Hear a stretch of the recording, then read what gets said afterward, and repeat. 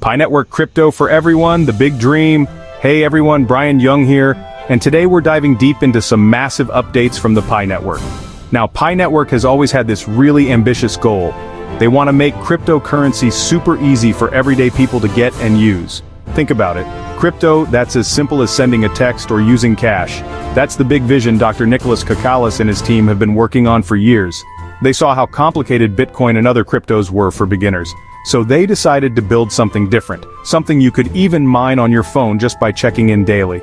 This mobile-first approach has attracted a huge community, reportedly over 60 million users, which is just incredible. The core idea behind Pi is accessibility.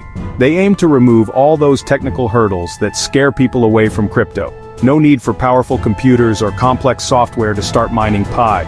You just download the app, hit a button once a day, and you're contributing to the network and earning Pi. This simplicity has been a game changer for many, bringing folks into the crypto space who might have never joined otherwise. The project also emphasizes social networking features, encouraging users to build their security circles. This word-of-mouth referral system has been a primary driver of its massive growth, creating a truly global user base eager to see Pi succeed in the long run. Pi Network isn't just about easy mining though. The long-term plan, as they've stated, is to create a cryptocurrency that people actually use for everyday transactions. And the latest news we're discussing today could be major steps in that direction. Alright, let's get straight to one of the biggest pieces of news buzzing around the Pi community right now. There are strong reports, highlighted by sources like ccn.com and The Street, that Pi Network is set for an integration with a Chinese bank. Now this is potentially massive. Think about what this means for a cryptocurrency project. For years, crypto has been seen as this separate, almost rebellious financial system. But an integration with a traditional bank, especially one in a major economy like China, could signal a huge shift. It's a development that many in the Pi community have been hoping for, as it could bring a new level of legitimacy. This reported bank integration is not just a small partnership, it's being framed as a significant milestone. The primary aim, according to these reports, is to seriously enhance Pi Network's credibility. It suggests that the traditional financial world is starting to see the potential in Pi Network's massive user base and its unique approach to digital currency. So, if this Chinese bank integration truly happens, what are the deeper implications for Pi Network? Well, first and foremost, it's about building trust. The crypto world can be a bit wild, and for many ordinary people, it still feels risky or too technical. Having a recognized bank essentially give a nod to Pi Network could change that perception significantly. It's like a stamp of approval from the traditional financial system. This could attract a whole new demographic of users, those who were perhaps hesitant before but are now reassured by the involvement of a regulated financial institution. This is crucial for mass adoption. Another key aspect is the enhanced usability this integration could bring. One of Pi Network's core features, as mentioned by The Street, is that every wallet and address on the Pi Network is intended to be identity verified. This is a big deal because it directly addresses compliance concerns often referred to as KYC, Know Your Customer, and AML, anti-money laundering regulations. Now, let's switch gears to another huge piece of news. Pi Network is rolling out its second migration phase. This is a really important step in the project's journey. For those who might be new to this, migration is the process of moving Pi balances that users have mined on the mobile app over to the actual Pi mainnet blockchain. The mainnet is where the real utility and transactions happen. The first migration wave got a lot of pioneers, that's what Pi users are called, onto the mainnet, and this second phase aims to bring even more people across, which is fantastic news.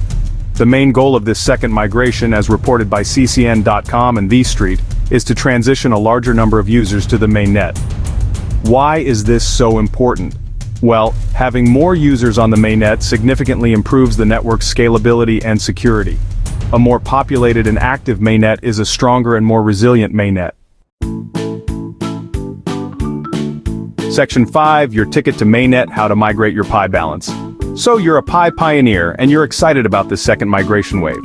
What do you actually need to do to get your Pi onto the mainnet? The process involves a few key steps, and it's really important to follow them carefully. First and foremost, you need to have completed your KYC, or Know Your Customer, verification through the Pi KYC app. This is a mandatory step. Pi Network is very serious about compliance and ensuring that real unique individuals are part of the network. So, if you haven't done KYC yet, that's your absolute first priority before you can even think about migration. Once your KYC is approved, the next crucial step is to complete the mainnet checklist within the Pi app.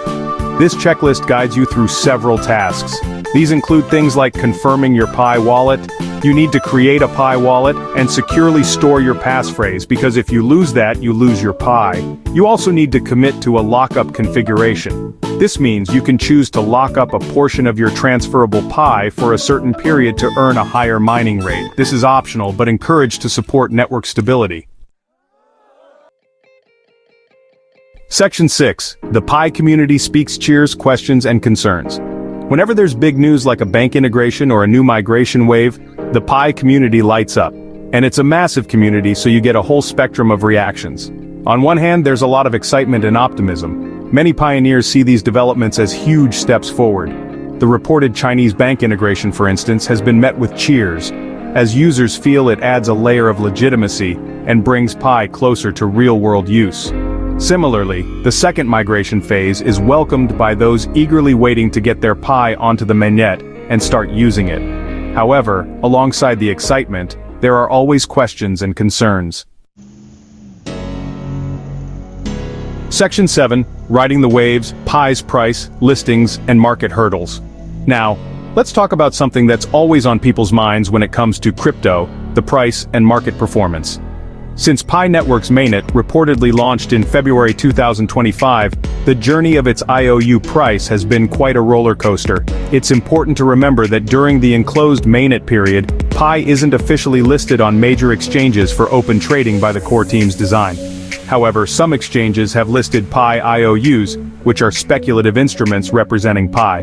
These IOU prices have seen significant fluctuations, which can be concerning for some holders.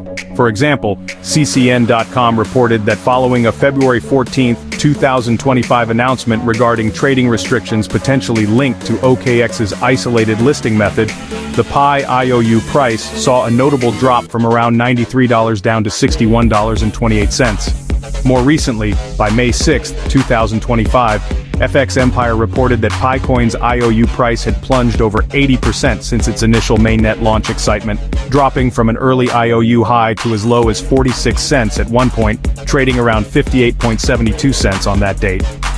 These are significant swings. Technical analysis from early May 2025, as detailed by FX Empire, also painted a somewhat bearish picture for the Pi IOU at that time. Section 8. Beyond mining. Building a real Pi ecosystem for the future. While mining Pi on your phone is how most people know Pi Network, the team's vision extends far beyond just accumulating coins. They are actively working to build a robust ecosystem around the Pi blockchain. This means encouraging developers to create useful applications and utilities that run on Pi. The goal is to make Pi a currency that you can actually use for a wide range of things, from everyday payments to interacting with decentralized finance services or even engaging with non-fungible tokens. This ecosystem development is absolutely crucial for the long-term success and utility of Pi. A major initiative in this direction is Pi Network Ventures. This is a significant development, as the street reported the establishment of a $100 million fund specifically to support startups building on the Pi blockchain. This is a serious commitment. Section 9. Pi's next chapter. Can it go mainstream after these big moves? So, as we look at these latest developments, the reported Chinese bank integration and the second mainnet migration wave, what does this all mean for Pi Network's future? These are undoubtedly significant moves. The potential bank integration could be a game changer in terms of credibility and bridging the gap with traditional finance. It could open doors for Pi in one of the world's largest markets and make it much easier for people to use Pi in their daily financial lives. This is a massive step towards mainstream acceptance if it comes to full fruition as reported. The second migration phase is equally crucial.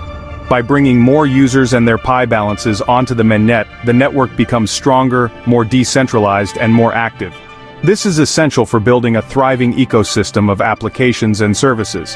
The more people who can actually use their Pi for transactions and dApps, the more real-world value the network generates. This steady progress towards a more populated and functional mainnet is exactly what the community, and indeed the broader crypto market, wants to see from a project of this scale and ambition. It shows tangible